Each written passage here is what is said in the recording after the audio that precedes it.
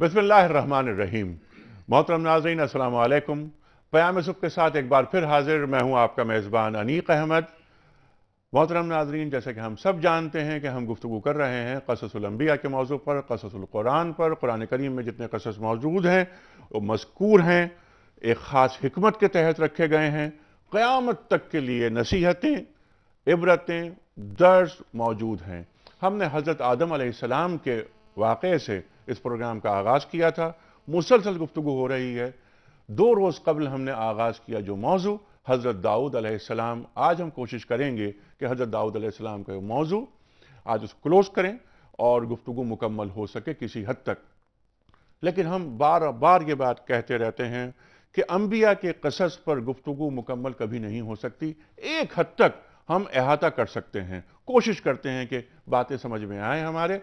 और ये तमाम क़सस जो कुरान करीम में मौजूद हैं, जो रहती दुनिया तक के लिए हिदायत हैं, इनका ताल्लुक़ आज के अहद से जोड़ें कि आज कुरान करीम पढ़ने वाला शख्स, एक कुरान करीम का कारी, किस तरह इन क़सस को देखता है और किस तरह आज के मुआशरे पर ये क़सस और इनसे हासिल होने वाली नसीहतें नाफिज हो सकती हैं।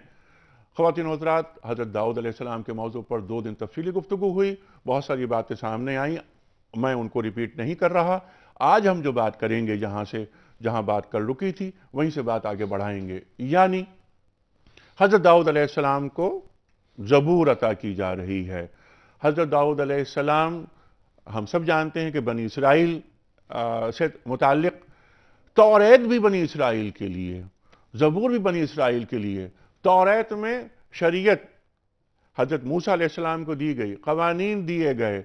ज़बूर में तो सिर्फ हम्दो सना है, अल्लाह ताला की तस्बीह है।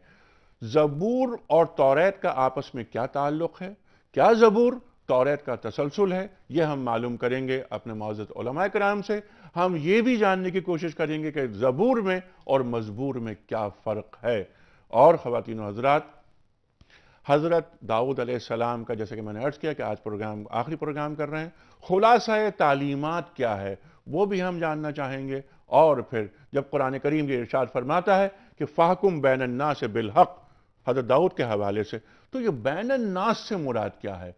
क्या हज़रत दाऊद अलैहिस्सलाम पूरी कायनात के लिए नबी और रसूल बनाकर मबूस किए गए थे या सिर्फ बनी इसराइल के लिए? बैनन नास का लफ्ज़ यहाँ पर क्यों रखा गया है? इसकी हिकमत क्या है? क्योंकि हम जानते हैं कि जितने भी अंबिया आए वो अपने अपने ज़मानों के लिए आए, अपने अपने अहद के लिए आए, अपनी अपनी कौमों के लिए आए। आफाकी नबी ख़त्म नबूवत सरकार दो आलम सल्लल्लाहु अलैहि वसल्लम पर हुई। हम सब जानते हैं, मा काना मुहम्मदुन अबा अहदिम मिन रिजालिकुम वलाकिन रसूलुल्लाह व खातमुन नबिय्यीन। सरकार दो आलम सल्लल्लाहु अलैहि वसल्लम आफाकी नबी, क़यामत तक के लिए आखिरी किताब, आखिरी शरीयत, आखिरी रसूल। इस पर तफसीली बात होगी। इस वक्त हम चल रहे हैं लाहौर, जहाँ मुंतज़िर हैं मोहतरम कारी खालिद उस्मान साहब। आइए क़याम सुबह का आगाज़ आयात रब्बानी की तिलावत से करते हैं। शुक्रिया अनीक साहब। अऊज़ु बिल्लाहि मिनश शैतानिर रजीम। बिस्मिल्लाहिर रहमानिर रहीम।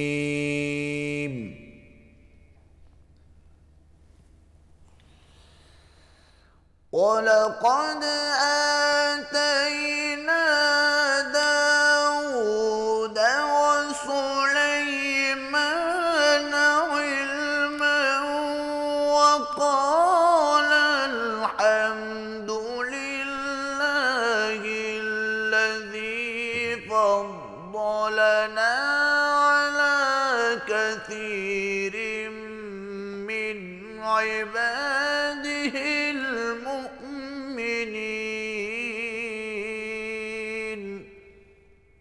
सुभान अल्लाह, सुभान अल्लाह, सुभान अल्लाह, सुभान अल्लाह। وورث سليمان داود وقال يا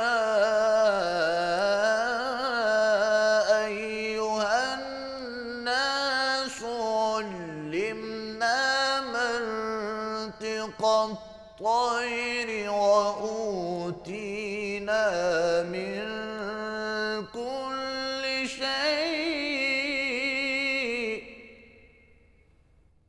ما شاء الله ما شاء الله إن هذا لهو الفضل المبين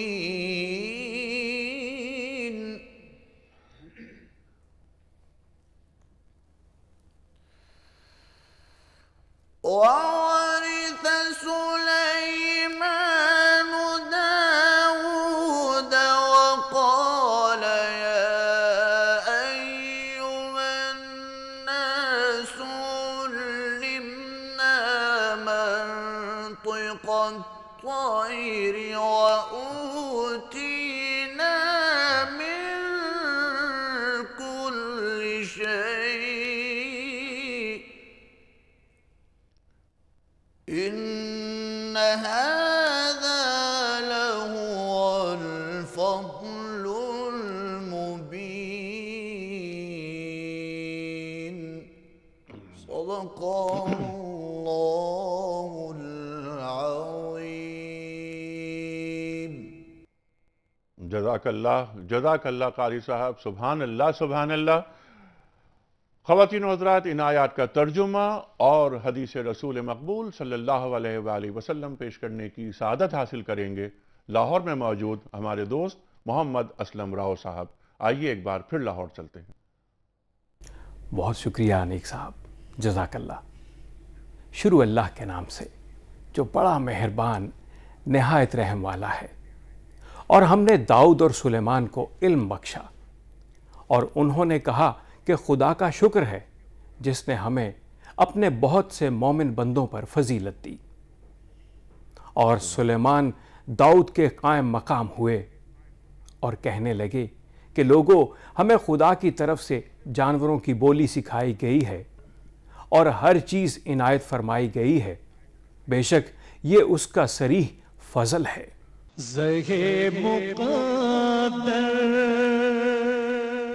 نبی کریم صلی اللہ علیہ وآلہ وسلم نے فرمایا، داؤد پیغمبر علیہ السلام پر زبور کا پڑھنا اتنا آسان کر دیا گیا تھا کہ وہ اپنے جانوروں پر زین کسنے کا حکم دیتے اور زین کسے جانے سے پہلے پڑھ چکتے اور ہاتھ سے محنت کر کے کھاتے۔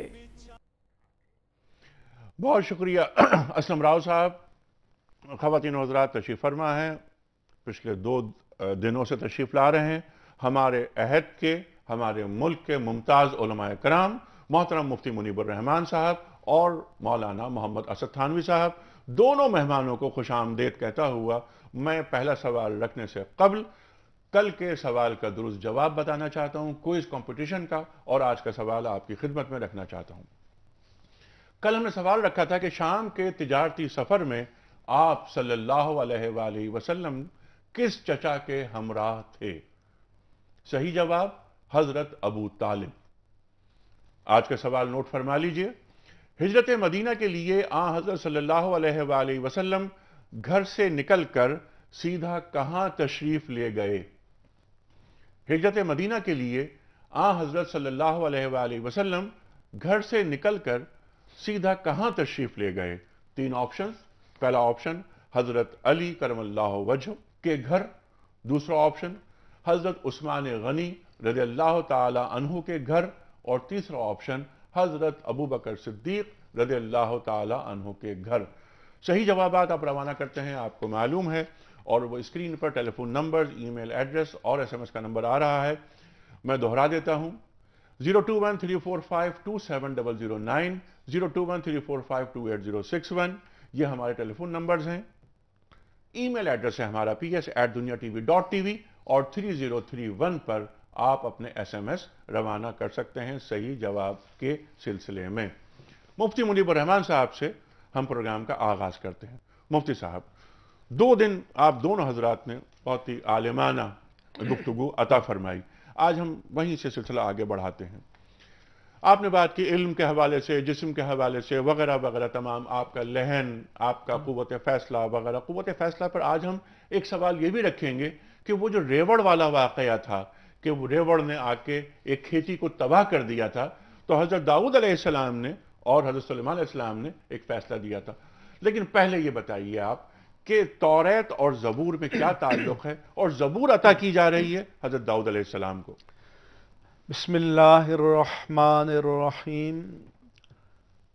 اگر ہم موجودہ بائبل کو دیکھیں جو عہد نامہ قدیم اور عہد نامہ جدید کا مجموعہ ہے، تو اس میں تو زبور ایک طرح سے سپلیمنٹ کے طور پر تورات کے بعد وہاں اس مقام پر رکھ دیا گیا ہے. خود جو بائبل ہے اس میں یہ بتایا گیا کہ زبور یہ مختلف شعراء کا کلام تھا جس کو داؤد علیہ السلام پڑھا کرتے تھے. یعنی وہ اس کو ورڈ آف گاڈ یا کلام اللہ تسلیم نہیں کرتے، بلکہ انسانوں کا کلام ہے. اور جیسا کہ آپ نے بتایا کہ اس میں توحید ہے، حمد ہے، عظمت و تمجید باری تعالی ہے، مناجات ہے، استغفار ہے، دعا ہے، شریعت کی پابندی کی تلقین ہے، اخلاقی تعلیمات ہیں. لیکن حلال و حرام کے حوالے سے کوئی شرعی حکم اس میں موجود نہیں ہے، مگر اسلام کی جو تعلیمات ہیں وہ یہ ہیں کہ وَلَقَدْ آتَيْنَا دَاوُودَ زَبُورًا اور وَلَقَدْ كَتَبْنَا فِي الزَّبُورِ من بعد الذکر ان الارض یرثها عبادی الصالحون. اللہ فرماتا ہے کہ داؤد کو زبور ہم نے عطا کی اور ہم نے زبور میں لکھ دیا کہ اس زمین کے وارث ہمارے نیک بندے ہوں گے. تو اس سے معلوم ہوتا ہے کہ زبور یہ اللہ کا کلام ہے، اور زبور اللہ تبارک و تعالی نے داؤد علیہ السلام پر نازل کی.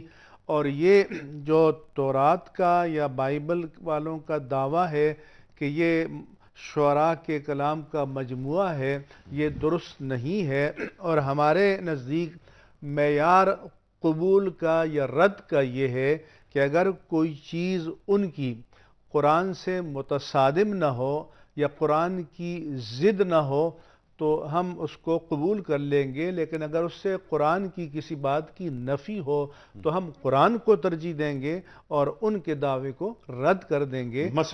مثلاً یہ کہ توریت یہ کہتی ہے کہ داؤد علیہ السلام صرف بادشاہ تھے. جی ہاں. قرآن کریم فرماتا ہے کہ پیغمبر، رسول. تو ہم قرآن کریم کو حکم بنائیں گے. بالکل.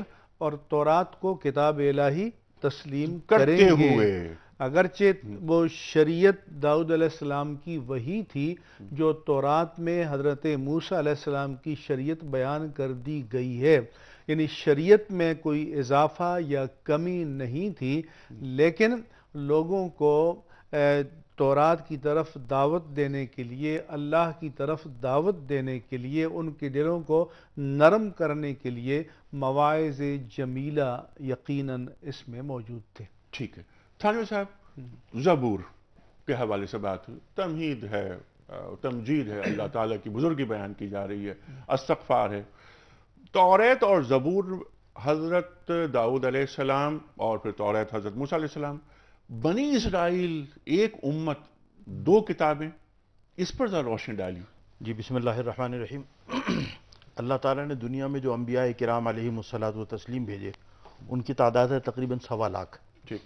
اور ابو داؤد شریف کی حدیث کے مطابق جناب رسول اللہ صلی اللہ علیہ وسلم نے فرمایا کہ ان 1.25 لاکھ انبیاء کرام میں 313 جو ہیں وہ مستقل صاحب کتاب ہیں، جن کو اللہ تعالیٰ نے صحیفے اور کتابیں عطا فرمائیں. تو زبور بھی حضرت داؤد علیہ السلام کو قرآن نے کہا وآتینا داؤد زبورا، کہ ہم نے زبور داؤد علیہ السلام کو عطا فرمائی. تورات میں احکام ہے، شریعت ہے. زبور کے اندر نصائح ہیں، نصیحتیں ہیں، عبر و نصیحت ہے، اللہ تعالیٰ کی تمجید ہے، اللہ تعالیٰ کی تعریف ہے. اور زبور اچھا ایک ہی امت کے اوپر بہت ساری کتابیں اور صحیفے بھی آئے ہیں. یہ جو 313 کی تعداد جناب رسول اللہ صلی اللہ علیہ وسلم نے بیان کی، علماء نے لکھا ہے کہ ابراہیم علیہ کے بیٹے اسحاق علیہ جن کے بعد بنی اسرائیل کہلاتے ہیں لوگ، اس میں پے در پے نبی آئے، بہت سارے نبی آئے، اور حضرت اسماعیل علیہ السلام کو بھی صحیفہ دیا گیا، الیاس علیہ السلام کو بھی صحیفہ دیا گیا، بہت سارے نبیوں کو صحائف دیے گئے۔ اسی طرح زبور بھی ایک مستقل کتاب اللہ تعالیٰ نے عطا فرمائی، اور یہ بنی اسرائیل کی ہدایت کے لیے واحد کتاب نہیں ہے، تورات کے بعد انجیل بھی ہے۔ انجیل کو بھی اگر آپ اٹھا کر دیکھیں تو حضرت مسیح علیہ السلام کہتے ہیں کہ میں بنی اسرائیل کی کھوئی ہوئی بھیڑوں کو راستہ دکھانے آیا ہوں، یعنی بنی اسرائیل کی تعلیم کے لیے اللہ تعالیٰ نے مجھے بھیجا ہے۔ تو بنی اسرائیل میں جہاں تورات ہے اور زبور ہے، وہاں انجیل بھی بنی اسرائیل کے لیے ہے، اسی نسل کے لیے۔ ٹھیک ہے، اچھا، یقیناً، لیکن یہ کہ اب حضرت مسیح پہ ابھی ہم اگلا پروگرام کریں گے انشاءاللہ۔ تھانوی صاحب یہ فرمائیے کہ زبور میں جس طرح آپ حضرات نے فرمایا کہ اس میں حمد و ثنا ہے، اس میں تمام جو معاملات آپ نے بتائے، نصائح اور عبر ہیں، نصائح ہیں، استغفار ہے، اللہ تعالیٰ کی حمد بیان کی گئی ہے، عظمت بیان کی گئی ہے، کلام منزل ہے، کلام منزل ہے، منزل من اللہ، منزل من اللہ، یہ کلام الہی۔ لیکن ایک میں گزارش کر دوں قطع کلام ہوتا ہے کہ جو زبور موجود ہے اس وقت بائبل کے اندر موجود ہے، کتاب مقدس کے اندر موجود ہے، اور اس میں جو 150 مزبور ہیں، اچھا، ان مزبوروں میں کچھ مزبور ایسے بھی ہیں جو پڑھنے سے یہ پتہ چلتا ہے کہ بعد میں داخل کر دیے گئے ہیں۔ مثال کے طور پر بخت نصر کا جو واقعہ ہے کہ اس نے تخت و تاراج کیا، وہ حضرت داؤد علیہ السلام کے 1-2 صدی بعد کا ہے، لیکن اس کا بھی مزبور اس کے اندر موجود ہے۔ تو اگر آپ زبور کی پورے شروع سے آخر تک مطالعہ کریں تو آپ کو پتہ چلے گا کہ جو مزبور منزل من اللہ ہے، جو اللہ تعالیٰ نے نازل فرمائی، اس کے اندر تحریف ہو گئی ہے، اس کے اندر کمی اور زیادتی کر دی گئی ہے، یعنی کچھ ایسے بھی مزبور بعد میں داخل کر دیے گئے ہیں جو المنزل من اللہ نہیں ہیں، اور جو داؤد علیہ السلام پہ نہ نازل کیے گئے تھے، نہ انہوں نے ان کی تلاوت کی تھی، نہ انہوں نے ان کو پڑھا تھا۔ ٹھیک ہے، اور ان کی تعداد 150 سے زیادہ بتائی جاتی ہے۔ ہاں، 150 سے۔ ٹھیک ہے، اچھا، مفتی صاحب، توریت میں شریعت موسوی آ گئی سامنے، حضرت داؤد علیہ السلام نے اپنی حیات مبارکہ میں شریعت موسوی ہی پہ عمل کیا اور کروایا، ٹھیک ہے، تو مطلب یہ شریعت موسوی کا تسلسل ہے یہ، چونکہ احکام جو ہیں شریعت 10 کمانڈمنٹس وہ تورات کے اندر ہے، زبور میں یا انجیل میں، دونوں میں احکام نہیں ہے، شریعت نہیں ہے۔ ٹھیک، بالکل ٹھیک ہے، حلال و حرام کے وہ اللہ تعالیٰ کے احکام زبور میں کہیں موجود نہیں ہے یہ بات۔ اچھا، اب ہم آگے چلتے ہیں۔ ایک بات، قوت فیصلہ بھی حضرت داؤد علیہ السلام کو دیا گیا، قرآن کریم ارشاد فرماتا ہے۔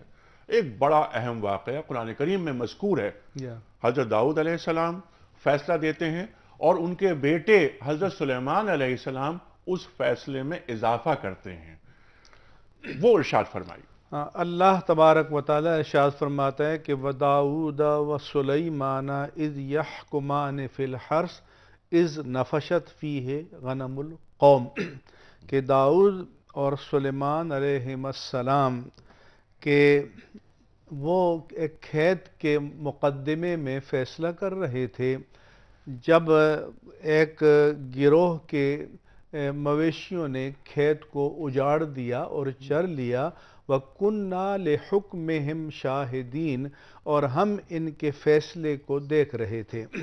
فَفَهَّمْنَاهَا سُلَيْمَانَ، ہم نے سلیمان علیہ السلام کو سمجھ عطا کی۔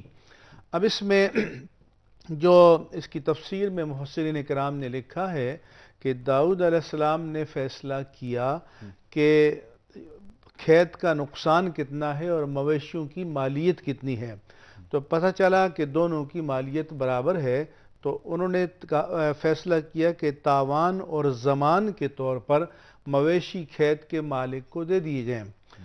حضرت سلیمان علیہ السلام نے فیصلہ کیا کہ دونوں کی مالیت برابر ہے، اس لیے یہ مویشی کھیت کے مالک کو دیے جائیں، وہ ان سے استفادہ کرے، اور جس کے مویشیوں نے کھیت کو اجاڑا ہے وہ دوبارہ کاش کرے، جب فصل پک کر اسی لیول پہ آ جائے تو کھیت مالک کے حوالے اور مویشی اس کو لے لیں۔ اب یہاں پر ہمیں 2-3 اصول معلوم ہوتے ہیں۔ ایک یہ ہے کہ ایک فیصلہ حسن ہے تو دوسرا احسن ہو سکتا ہے، جو کہ حضرت داؤد علیہ السلام کے رویے سے بھی ظاہر ہوتا ہے کہ آپ اپنے فیصلے تک نہیں رہے بلکہ بیٹے کے فیصلے کو اپنے فیصلے پر فوقیت دی۔ لیکن یہ مطلب نہیں ہے کہ ان کا فیصلہ صحیح نہیں تھا، لیکن ایسا ہو سکتا ہے کہ، اور بعض علماء نے کہا کہ حضرت داؤد علیہ السلام نے قیاس کر کے فیصلہ دیا اور حضرت سلیمان علیہ السلام نے استحسان کے درجے میں فیصلہ دیا، اور اس سے ایک اصول یہ بھی معلوم ہوتا ہے کہ ایک عدالت سے اگر فیصلہ ہو جائے تو دوسری عدالت اس کو ریویو کر سکتی ہے، اور جس طرح کہ حضرت سلیمان علیہ السلام نے اس فیصلے پر نظر ثانی کی اور ریویو کیا، تو اس سے بھی ایک اصول قضاء کا ہمارے سامنے آتا ہے، لیکن ہم کسی فیصلے کو غلط نہیں کہیں گے۔ حضرت سلیمان علیہ السلام نے حضرت داؤد علیہ السلام کے فیصلے کی تغلیط نہیں کی۔ اور ایک اور بات عرض کر دوں کہ انبیاء کرام کے بعض معاملات وہ ہوتے ہیں کہ جو وحی کے تابع ہو کر فیصلہ کرتے ہیں، بعض اوقات وہ اجتہاد کرتے ہیں، تو اجتہاد میں یہ ہو سکتا ہے کہ انہوں نے حسن کو اختیار کیا ہو اور احسن کو نہ کیا ہو، اور دوسرا آ کر اگر اس کی نشاندہی کرے تو اس سے حضرت داؤد علیہ السلام جو اس وقت بادشاہ تھے، یہ ان کی وسعت ظرف کا پتہ چلتا ہے کہ وہ خیر کو قبول کرنے کے لیے ان کا دل اتنا کشادہ تھا کہ اس کو اپنی نفسانیت یا انا کا مسئلہ نہیں بناتے تھے، بلکہ انبیاء کرام میں تو انانیت اور نفسانیت ہوتی ہی نہیں ہے، وہ تو مجسم بندگی ہوتے ہیں، مجسم اطاعت باری تعالیٰ ہوتے ہیں، اور یہ ایک اصول ہمارے سامنے اس واقعے سے آیا۔ اور بھی فیصلے ہیں ان کے، لیکن یہ بہت اہم فیصلہ جو قرآن کریم میں مذکور ہے۔ تھانوی صاحب یہاں پر 2-3 اصول بیان کیے مفتی صاحب نے، انہی باتوں کو آگے لے کر ذرا سا، ایک تو یہ کہ اس میں ایک بات اور نکل کر سامنے یہ بھی آ رہی ہے کہ حضرت داؤد علیہ السلام نے عدل کی بنیاد پر فیصلہ کیا، لیکن کیا ایسا محسوس نہیں ہوتا کہ سلیمان علیہ السلام نے صلح جوئی کی طرف راغب ہوئے؟ ضروری نہیں کہ عدل کو ہمیشہ فوقیت دی جائے، حکمت جب عدل اور حکمت کے مابین ایک موازنہ ہو تو کیا ہمارا جھکاؤ حکمت کی جانب ہوگا؟ جی آپ نے صحیح نشاندہی کی، قرآن پاک میں بھی اللہ تعالیٰ نے فرمایا نا، ان اللہ یأمر بالعدل والاحسان، عدل کے بعد اللہ تعالیٰ احسان بھی لے کر آئے۔ اور یہ جو آیت کریمہ ابھی تلاوت کی مفتی منیب الرحمان صاحب نے، اس میں اللہ تعالیٰ نے بعد میں یہ بات بیان فرمائی فَفَحَّمْنَاهَا سُلَيْمَانَ وَكُلًّا آتَيْنَاهُ حُكْمًا وَعِلْمًا، یعنی اللہ تعالیٰ نے یہ جملہ اس کے بعد لے کر آئے کہ لوگ یہ نہ سمجھے کہ داؤد کے مقابلے میں سلیمان کو کوئی فضیلت حاصل ہے، فرمایا نہیں وَكُلًّا آتَيْنَاهُ حُكْمًا وَعِلْمًا، ہم نے دونوں کو حکمت بھی عطا فرمائی، علم بھی عطا فرمایا۔ تو حضرت داؤد علیہ السلام نے جو فیصلہ کیا، اور اس کے بعد سلیمان علیہ السلام نے جو اس میں ترمیم شدہ ایک فیصلہ کیا، جیسے مفتی صاحب نے کہا کہ وہ ایک ریویو کے طور پہ لیا جا سکتا ہے، لیکن اللہ تعالیٰ نے فرمایا کہ وَكُلًّا آتَيْنَاهُ حُكْمًا وَعِلْمًا، پھر آگے حضرت داؤد علیہ السلام کے مزید مناقب اس کے اندر بیان کیے۔ بالکل ٹھیک ہے، لیکن ایک بات عرض کر دوں، اچھا آپ ضرور یہ فرمائیے گا، آپ عرض نہ کیجیے گا، کیونکہ آپ کی ایک ایک بات، ایک ایک لفظ، ایک ایک جملہ قیمتی ہے۔ میں چاہتا ہوں تفصیل سے آپ بات کریں، اس وقت میں جانا ہے بریک کی جانب۔ یہ بات عدل کی اور حکمت کی، خواتین و حضرات اسی بات کو لے کے آگے چلیں گے، اور پھر ہم کچھ سوالات مزید یہ رکھیں گے کہ جب کسی کھیتی کو اجاڑ دیا جائے تو اس کا تاوان کون ادا کرتا ہے؟ پھر اس میں ایک مسئلہ یہ بھی ہے جو ہم دریافت کریں گے اپنے علماء کرام سے کہ اگر دن کے وقت کھیتی اجڑے تو اس کا ذمہ دار کون ہوتا ہے، اور اگر رات کے وقت کوئی ریوڑ کسی کھیتی کو نقصان پہنچا دے تو اس کا ذمہ دار کون ہوتا ہے؟ کیا ریوڑ کا مالک یا کوئی نہیں ہوتا؟ اور اس کے ساتھ ساتھ ہم یہ بھی سوال رکھیں گے کہ جیسے میں نے عرض کیا تھا کہ جب عدل کے تقاضے پورے ہو رہے ہوں تو حکمت کی سطح کتنی بلند ہوتی ہے اور کہاں تک بلند ہونی چاہیے؟ حضرت سلیمان علیہ السلام کا جو فیصلہ تھا وہ حکمت پہ تھا، عدل پہ تھا، صلح جوئی پہ تھا۔ اس پر مزید گفتگو ہوگی، اور بریک سے واپس آنے کے بعد ہم حضرت داؤد علیہ السلام کے تمام تعلیمات کا ایک خلاصہ معلوم کریں گے اپنے علماء کرام سے، کیونکہ آج ہم حضرت داؤد علیہ السلام پر یہ آخری پروگرام کر رہے ہیں۔ آ رہے ہیں ایک چھوٹے سے بریک کے بعد۔ वेलकम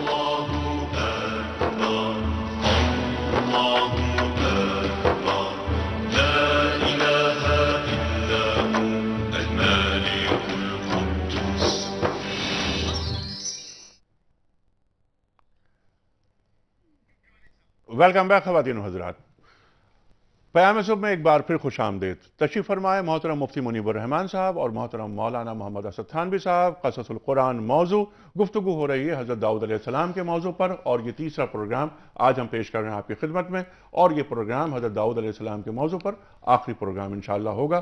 कल सवाल जवाब का दिन है, हफ्ता जैसे कि आप जानते हैं इतवार को हमारा रिपीट पे एक प्रोग्राम होता है, और पीर से हम शुरू करेंगे इंशाअल्लाह ताला हज़रत दाऊद अलैहिस्सलाम के जलील क़द्र पैगंबर बेटे हज़रत सुलेमान अलैहिस्सलाम के मौजू पर हम क़याम सुबह में क़ससुल क़ुरान की इस सीरीज़ के सिलसिले में।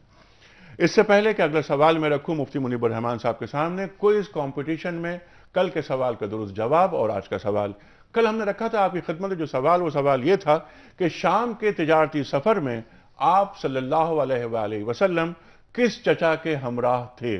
सही जवाब हज़रत अबू तालिब। आज का सवाल नोट फरमा लीजिए। हिजरत मदीना के लिए आ हज़रत सल्लल्लाहु अलैहि वसल्लम घर से निकलकर सीधा कहाँ तशरीफ़ ले गए थे? तीन ऑप्शंस। पहला ऑप्शन हज़रत अली करमल्लाहु वजहो के घर, दूसरा ऑप्शन हज़रत उस्मान गनी रज़ियल्लाहु ताला अन्हु के घर, तीसरा ऑप्शन हज़रत अबू बकर सिद्दीक रज़ियल्लाहु ताला अन्हु के घर।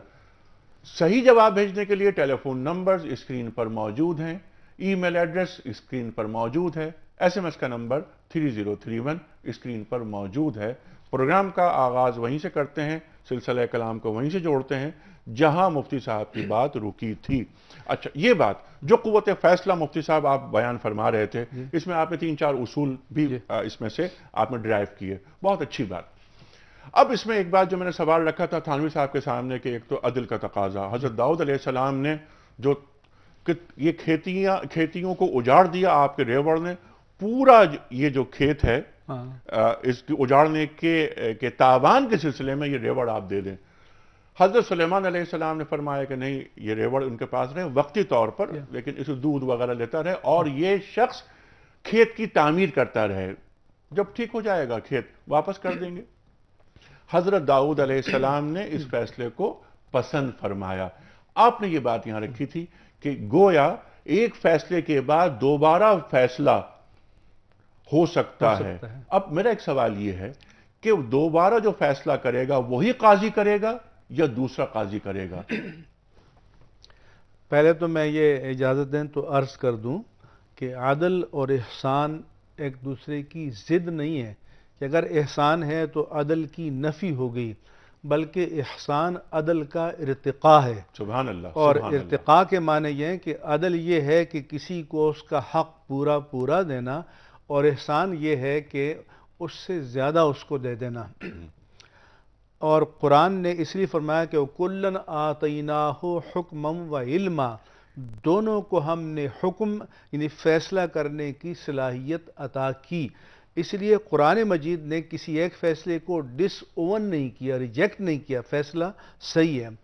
अब रहा ये सवाल कि आपने फरमाया कि ये रिव्यू वो शख्स भी कर सकता है या नहीं कर सकता, तो ख़ुद करने में भी कोई शरई रुकावट नहीं है, लेकिन अगर कोई दूसरी अदालत करती है तो उसकी यहाँ पर एक हमारे सामने मिसाल मौजूद है। और इससे ये भी हुआ कि जैसे अब जदीद दुनिया में अदालत के दर्जात हैं, और इसमें एक ज़ैली अदालतें होती हैं, फिर आलिया होती हैं, फिर उज़्मा होती है, लेकिन हमारे सिस्टम में भी अदालत उज़्मा खुद अपने फ़ैसले को रिव्यू कर सकती है। अब अदालत जिसने एक फैसला किया वो तो खुद रिव्यू कर रही है।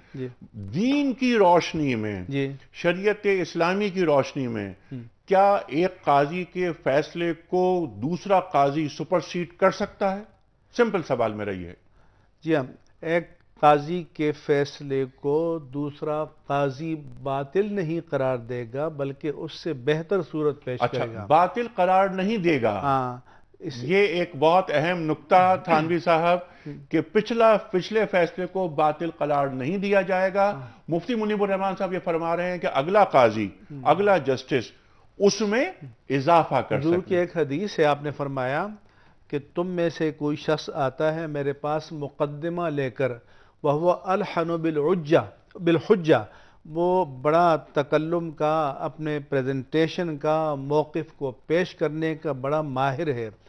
اب فرمایا آپ نے کہ میں اس کے حق میں اس کے دلائل کو سن کر کسی چیز کا فیصلہ کر دوں، لیکن حقیقت میں اس چیز کا حقدار نہیں ہے، تو اسے سمجھ لینا چاہیے کہ وہ جہنم کی آگ کا ٹکڑا لے رہا ہے. ٹھیک ہے، یہی سوال ہم رکھیں اس گے سے آپ کے یہ سامنے. اصول بھی معلوم ہوا کہ اگر عدالت سے خطائے اجتہادی ہو گئی ہے، لیکن صاحب معاملہ یہ سمجھتا ہے کہ جو میرے حق میں بات آئی ہے میں اس کا حقدار نہیں ہوں، تو وہ خود بھی اس سے وڈرا کر سکتا خود ہے. بھی وڈرا کر سکتا ہے اگر اسے معلوم ہو جی. کہ یہ فیصلہ جو میرے حق میں ہو گیا ہے، یا. میں یہ فیصلہ غلط ہو گیا ہے. کیونکہ فیصلہ جو ہوتا ہے، حضور تو حقائق کو جانتے تھے، سبحان اللہ، قاضی جو ہے وہ قرائن، ثبوت، شواہد، ایویڈنسز اور پریزنٹیشن پر فیصلہ کرتا ہے.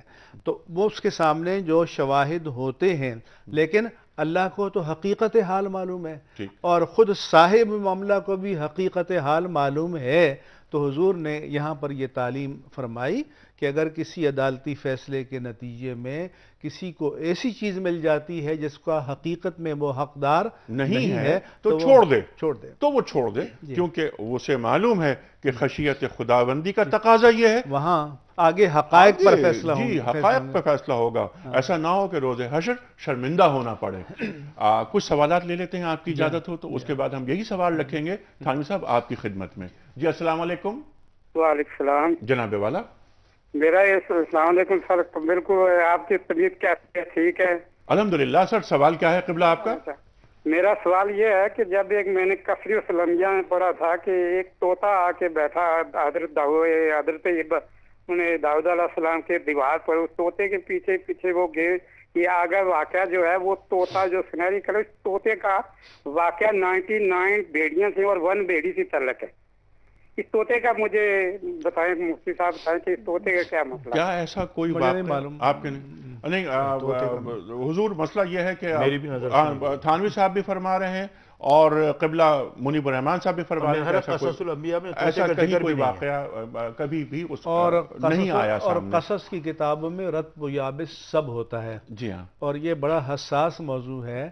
جی ہاں. تو اور اس میں اس قسم کے لیکن قصص الانبیاء میں داؤد علیہ السلام کا جہاں تذکرہ ہے، میری یادداشت کے مطابق اس میں طوطے کا کوئی تذکرہ کوئی ذکر کہیں اب تک سامنے شاید ہم آپ بھی فرما رہے ہیں اور آپ بھی فرما رہے ہیں کہ نہیں آیا سامنے. اچھا، قاضی کا فیصلہ، ایک تو یہ بات اس پر پہلی بات یہ کہ آپ منیب الرحمان صاحب کی بات سے اتفاق کرتے ہیں؟ جی میں بالکل اتفاق کرتا ہوں. اور آپ اتفاق کرتے ہیں تو میں اگلا سوال رکھتا ہوں آپ کے سامنے، کیونکہ آج پروگرام ختم کرنا ہے.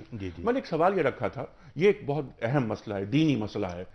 ریوڑ دن کے وقت کسی کی کھیتی کو تباہ کر دیتا ہے، ذمہ دار کون ہوگا؟ اور اگر رات کے وقت کسی کی کھیتی کو تباہ کر دیتا ہے، ذمہ دار کون ہوگا؟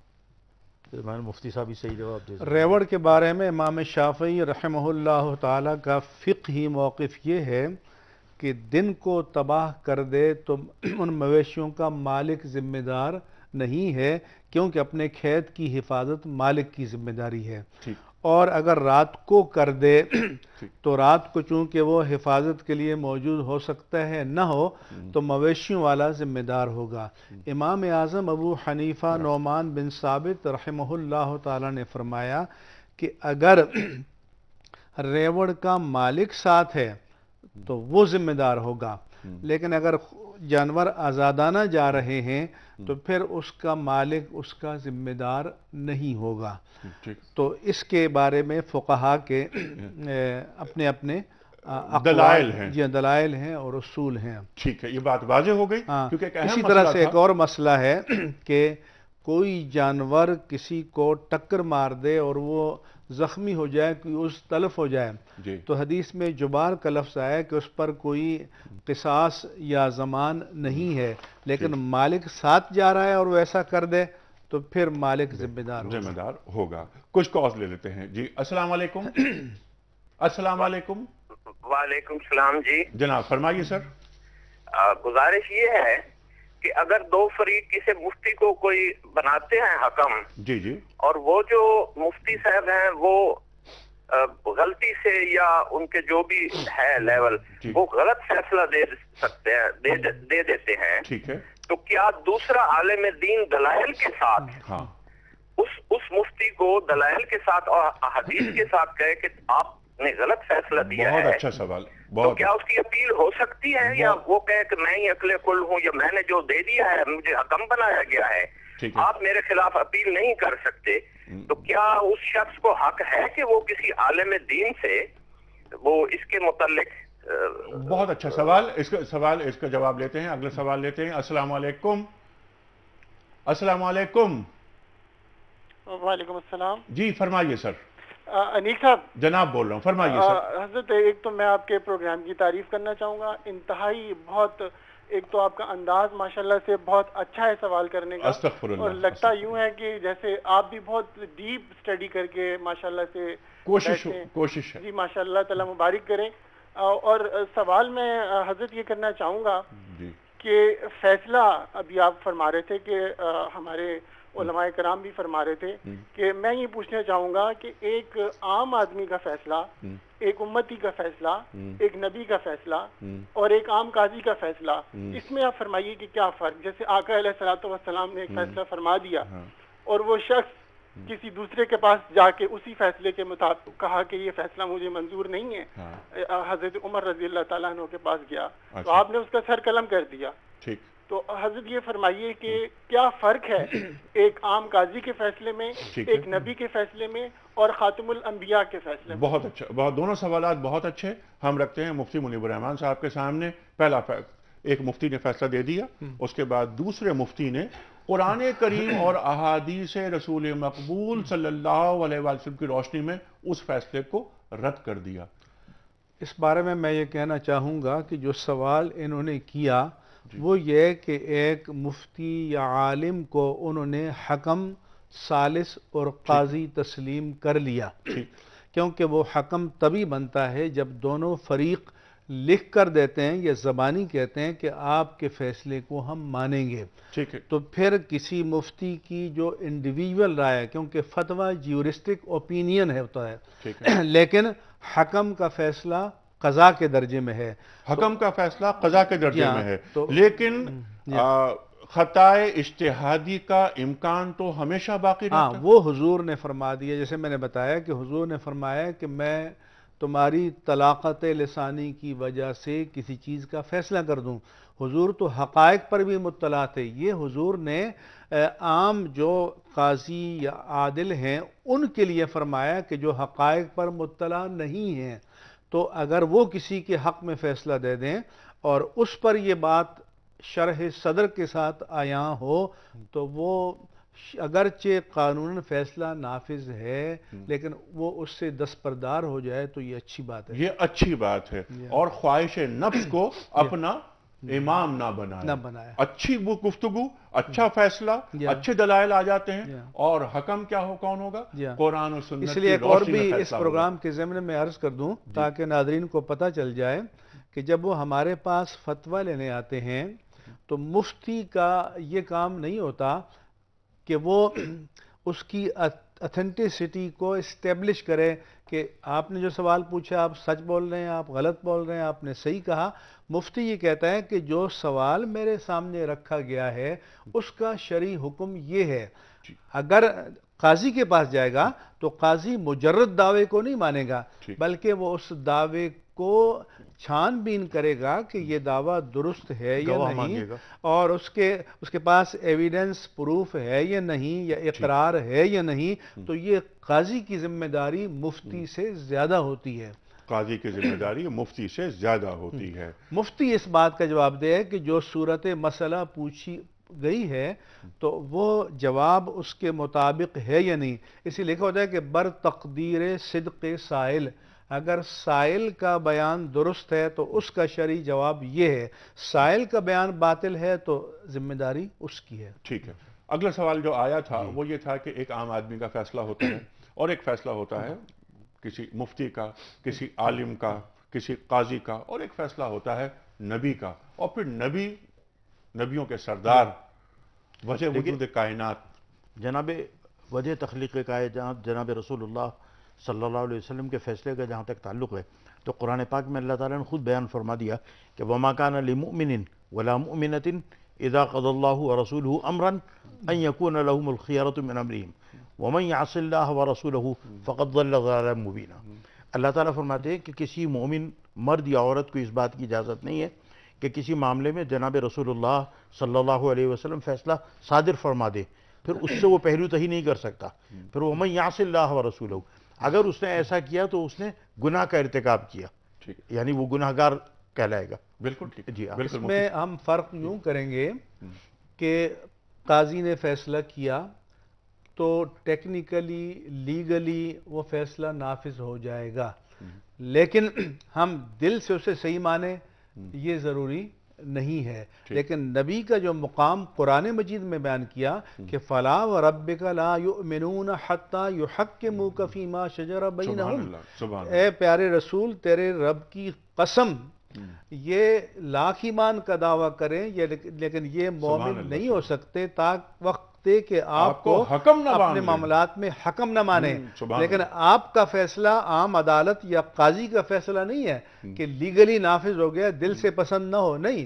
ثم لا یجدوا فی انفسہم حرجا مما قضیت، دل میں بھی اس کے بارے میں کوئی ملال اور تنگی محسوس نہ کریں، وَيُسَلِّمُوا تسلیمہ، ٹوٹل سرنڈر کر دیں. تو نبی کا فیصلہ جو ہے اس میں ریجیکشن کی کوئی گنجائش نہیں ہے. اور چونکہ جس سیاق و سباق میں یہ آیت نازل ہوئی تو مدینہ منورہ میں رسول اللہ صلی اللہ علیہ وآلہ وسلم کو حکم اور قاضی تسلیم کر لیا گیا تھا، لہذا اس کے فیصلے کو رد کرنے کا کسی کے پاس اختیار نہیں ہے، بلکہ ایمان خطرے میں پڑ سکتا ہے.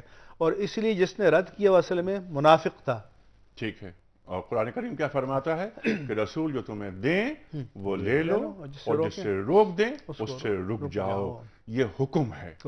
ٹھیک ہے. اور وَإِن تَنَازَعْتُمْ فِي شَيْءٍ فَرُدُّوهُ إِلَى اللَّهِ وَالرَّسُولِ، اگر مسئلہ ہو تنازع ہو تو اللہ اور اللہ کے رسول کی جانب اسے دوبارہ بھجوا دے. یہ بھی آئے کہ حاکم سے اختلاف ہو سکتا ہے اور اس لیے اگر سیٹلمنٹ نہیں ہو رہا تو فردوہ الی اللہ والرسول، پھر اللہ اور اس کے رسول کی طرف یعنی قرآن و سنت کے سامنے پھر معاملہ پیش ہوگا. ٹھیک ہے. اچھا، حضرت داؤد علیہ السلام، دوبارہ ہم خلاصہ تعلیمات پہ ہم آ جاتے ہیں. پروگرام کا بالکل آخری وقت ہے. یہ لہن داؤدی کی بات ہوتی ہے. لہن داؤدی سے ایک سبق ہمیں یہ بھی ملتا ہے، شاید آپ بتائیے، ہمیں تعلیم کیجیے آپ تھانوی صاحب، کہ جب اللہ کی تسبیح کی جائے اور جیسے ہم قرآن کریم پڑھتے ہیں تو بہترین یعنی خوش الحانی سے کی جائے اور اپنی آواز کو بڑا اچھا بنایا جائے، دلکشی پیدا کی جائے. یہ بھی ایک سبق مل رہا ہے. یہ ہے نا قرآن پاک میں بھی ہے نا وَرَتِّلِ الْقُرْآنَ تَرْتِيلًا، اللہ تعالیٰ فرماتے ہیں قرآن کو ترتیل کے ساتھ پڑھو، یعنی خوش الحانی کے ساتھ قرآن پاک کی تلاوت کی جائے، ایسے کی جائے کہ جو دوسرے کے اوپر اثر کرے. جیسے آپ کے قاری صاحب ٹی وی پہ تلاوت کرتے ہیں تو طبیعت خوش ہو جاتی ہے. سبحان اللہ. قاری عثمان جی، قاری عثمان صاحب کیا بات. تو اسی طرح جو حضرت داؤد علیہ السلام کے بارے میں جو اللہ تعالیٰ نے فرمایا اور ان کو خوش الحانی عطا فرمائی، اور وہ ایسی خوش الحانی عطا فرمائی کہ جو پرندے ہیں وہ بھی جھوم جاتے تھے اور پرندے بھی خوش الحانی میں دہراتے تھے ان کلمات کو اور تسبیح بیان کرتے تھے. اچھا، دہراتے. اور پہاڑ بھی تسبیح کو دہراتے تھے اور تسبیح کرتے تھے. لیکن یہ کہ وَلَٰكِن لَا تَفْقَهُونَ تَسْبِيحَهُمْ، قرآن کہتا ہے کہ ان کی تسبیح کو بسا اوقات تم سمجھ نہیں سکتے. اچھا، جہاں تک تسبیح کرنے کا تعلق ہے یا منطق طیر کا، اچھا نہیں، صرف ایک چیز میں سمجھنا چاہ رہا ہوں آپ سے. قرآن کریم میں جو ارشاد فرمایا جو آپ نے ابھی کہ یا جبال اوبی. اچھا، اوبی کا مطلب دہرانا. تو حضرت داؤد علیہ السلام جو تسبیح فرماتے تھے تو پہاڑ وجد میں آتے تھے یا دہراتے تھے؟ پہاڑ بھی دہراتے تھے اور پرندے بھی دہراتے تھے. ٹھیک ہے، لیکن یہاں جبال والطیر آگے ہے. ٹھیک. اچھا، وہ اصل میں آبا یا اوبو کے معنی ہیں رجوع کرنا. ٹھیک. اور اواب حضرت داؤد علیہ السلام کی صفت ہے، یعنی بکثرت اللہ تعالیٰ کی بارگاہ کی طرف رجوع کرنے والے. ٹھیک. تو بنیادی جو اس کے معنی ہیں وہ یہ ہیں. اب جو پہاڑوں کی تسبیح وَإِن مِّن شَيْءٍ إِلَّا يُسَبِّحُ بِحَمْدِهِ، वलाकिन ला तफ़क़हून तस्बीहहुम कि फरमाया कि युसब्बिहना बिलअशी वल इशराक़ कि सुबह शाम पहाड़ तस्बीह करते थे, हर चीज़ तस्बीह करती है। इसके बारे में उलमा ने मुख्तलिफ अक़वाल बयान किए हैं। एक तो ये है कि ये तस्बीह हाली है, तस्बीह कौली नहीं है। तस्बीह हाली के माना ये होते हैं कि जो अल्लाह ताला ने उनको ज़बान हाल दी है उसके मुताबिक कर रहे हैं, या तस्बीह हाली के माना ये होते हैं कि जो रब्बे ज़ुल जलाल ने ड्यूटी उनके ज़िम्मे लगाई है वो उसको बजा ला रहे हैं, यही उनकी बंदगी है। चुनांचे पहाड़ों की बुलंदी, ज़मीन की वसअत, दरियाओं की रवानी, समंदरों की तुग़यानी, हवाओं का चलना, अश-शम्सु वल क़मरु बिहुस्बान, तो ये जो मज़ाहिर कायनात अल्लाह तबारक व तआला की दी हुई मुकर्रर ड्यूटी को बजा ला रहे हैं, ये भी एक तरह से उनकी बंदगी और इबादत है। और बाज़ ने ये माना भी किए हैं कि वो वाकई तस्बीह करते भी हैं लेकिन उनकी तस्बीह को हम नहीं समझ पाते। जैसे उस्तुने हनाना जिससे टैक लगाकर एक खुश्क लकड़ी का सुतून हुजूर खुतबा इरशाद फरमाते थे, जब आपके लिए मेंबर बन गया तो उससे सिसक सिसक कर रोने की आवाज़ आई।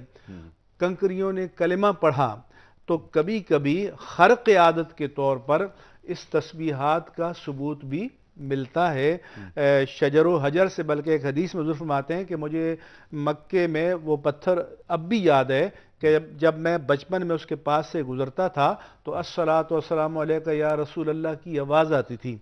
तो इसलिए ये तमाम माने अपनी अपनी जगह दुरुस्त हैं और उनका मिस्दाक सही है, और चूँकि कुरान ने कहा है लिहाजा हम इसकी भी नफ़ी नहीं करेंगे कि वो तस्बीह नहीं करते।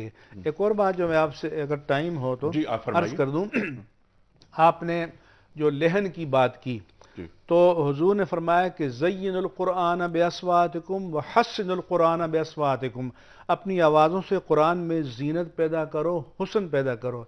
फिर फरमाया कि इय्याका व लुहून अहलिल इश्क़ इक़राउल कुरान बिलुहूनिल अरब, कुरान को अरबों में के लहन में पढ़ो, नोहा खानों, गाने बजाने वालों, गिना वालों के तर्ज पर, लहन पर न पढ़ो। जो ऐसा करते हैं उनके दिलों को अल्लाह ने आजमाइश में डाल दिया है, और जो सुन सुन कर वाह वाह करते हैं उनके दिलों को भी आजमाइश में डाल दिया। हमारे यहाँ जो लंबी लंबी दो दो सूरतें मिला के तो गोया कुरान जो है वो तनफ़ुस की प्रैक्टिस के लिए आ गया, ऐसा नहीं है। चुनांचे तल्क़ से पूछा गया कि हमें कैसे मालूम हो कि इस हमारे पढ़ने से कुरान में हुस्न पैदा होता है। उन्होंने फरमाया कि अल्लज़ी यक़रउ व उरीत यख़शल्लाह, जब वो पढ़े तो लगे कि उसके दिल में अल्लाह का खौफ है। तो जब दाऊद अलैहिस्सलाम पढ़ते थे तो जब खशियत इलाही उनके रुएं रुएं से, उनकी सोच से निकलती थी तो फिर वो कायनात के मज़ाहिर पर भी असरअंदाज होती थी, और अल्लाह ताला उनकी इस खशियत को, सौत के लहन को समझने के लिए उनको शऊर देता था। और कुरान में ये भी है कि कुल्लुन कद अलिमा सलातहु व तस्बीहा व तैरु साफ़ात, कि हर चीज़ ने अपनी सलात को, तस्बीह को जान लिया है, और परिंदे उड़ते हुए तस्बीह करते हैं कि फरमाया कि कभी परों को फैलाते हैं, कभी परों को समेटते हैं, ये भी उनकी तस्बीह है। ये यकीनन। और जो आपने बात फरमाई कि सूरह निसा में जी कुरान करीम पढ़ने वाला खशियत, तो उसमें एक तासीर पैदा होती है, तसन्नो ना हो, तसन्नो ना। मुफ्ती साहब वो तो पढ़ने वाला है, जब हम अच्छी क़िरात, कोई अच्छी आवाज़ सुनते हैं तो सुनने वाले की हालत बेशक कैसी हो जाती है। ये अल्लाह ताला के कलाम का जैसे आजकल नातों को भी गानों की तर्ज पर शुरू कर दिया गया, ये नहीं होना चाहिए। ये तो थानवी साहब, आखिरी सवाल आज के प्रोग्राम का, फ़ाहकुम बैन अन्नास बिल हक़, ये फरमाया जा रहा है दाऊद अलैहिस्सलाम से कि बैन अन्नास, आम्मतुन्नास, अवामुन्नास में हक़ के ताल्लुक़ से हक़ पर मबनी फैसला करो। बैन अन्नास, यहाँ पर बैन अन्नास से मुराद पूरी आलम इंसानियत है या सिर्फ बनी इसराइल, क्योंकि आप नबी बनाए गए बनी इसराइल के लिए? देखिए, गुजारिश है कि जनाब रसूलुल्लाह सल्लल्लाहु अलैहि वसल्लम से पहले जितने नबी और रसूल भेजे गए वो अपनी कौम के लिए और अपने ज़माने के लिए और अपनी उम्मत के लिए भेजे गए। और वह अरसलना का लिन्नास रसूला, पूरी इंसानियत के लिए रसूल तो सिर्फ जनाब मोहम्मद रसूलुल्लाह सल्लल्लाहु अलैहि वसल्लम। تو یہاں ناس سے مراد وہ لوگ ہیں جو ان کے قلمرو میں آتے ہیں اور جن کے لیے وہ نبی بنا کے بھیجے گئے، یعنی بنی اسرائیل. بنی اسرائیل کے لیے. ٹھیک مفتی صاحب جی اس کا میں یہ عرض کروں گا، میں چاہ رہا تھا کہ وقت ہمارے پاس بہت کم ہے، اس پر گفتگو ہم مزید کریں گے انشاءاللہ تعالیٰ. آپ تشریف لاتے رہیں گے، بات ہوتی رہے گی. ایک پرچی آج آپ نکالیے اور تھانوی صاحب آج آپ نام کا اعلان کریں گے، کیونکہ 2 دن سے ہم چاہ رہے تھے، آپ اعلان کر رہے تھے اس خوش نصیب کا جس کی خدمت میں خواتین و حضرات کوئز کمپٹیشن کا نتیجہ اور سوال کا جواب آتا ہے وہ صحیح بھجوانے کے سلے میں ہم کتابوں پر مبنی ایک تحفہ بھجواتے ہیں، اور کتاب کوئی رفیق نہیں ہے کتاب سے بہتر. جی فیصل آباد سے تعلق رکھنے والے محمد طاہر، فیصل آباد سے تعلق رکھنے والے محمد طاہر صاحب. محمد طاہر صاحب آپ کی خدمت میں دنیا ٹی وی کی جانب سے گفٹ ہم پر روانہ کیا جا رہا ہے. خواتین و حضرات کل ہفتہ ہے، کل کا دن سوال جواب کا دن ہے. آپ کے سوالات اور ہمارے علماء کرام کے جوابات ہوں گے. اور کل ایک اور بات یہ کہ ہم ایک چھوٹے سے بچے کو بھی لائیں گے، جو بچی کو لائیں گے جو میٹرک کر رہی ہے. بہت اچھی نعت پڑھتی ہے، بہت اچھی حمد پڑھتی ہے، اور کلام اقبال بھی ہم کل سنیں گے اس بچی سے. خواتین و حضرات پیر سے ہم پروگرام شروع کریں گے جس موضوع پر، وہ موضوع ہے حضرت سلیمان علیہ السلام. کل تک کے لیے انیق احمد کو اجازت. خدا